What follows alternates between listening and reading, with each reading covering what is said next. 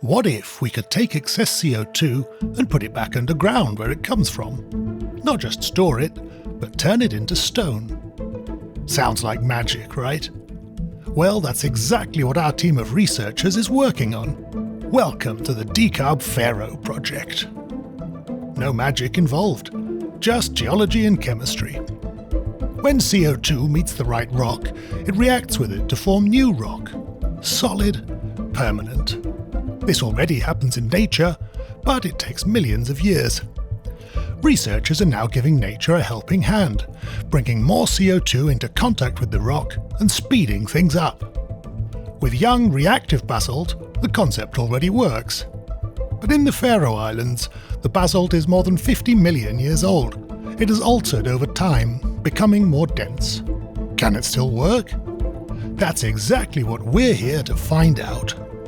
As climate change accelerates, solutions that deliver permanent and safe carbon storage are becoming increasingly important. The process we're investigating is surprisingly simple. We dissolve captured CO2 in water, then inject it through a borehole about the width of a bottle, at a steady, controlled flow, like a large garden hose.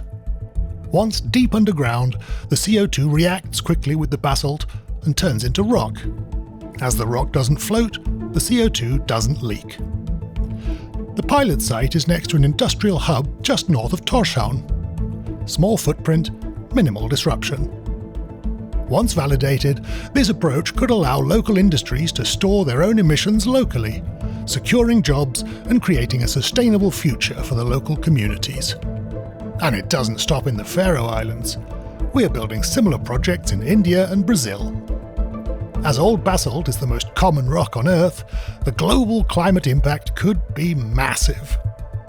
And DecarbFaroe is here to make it count.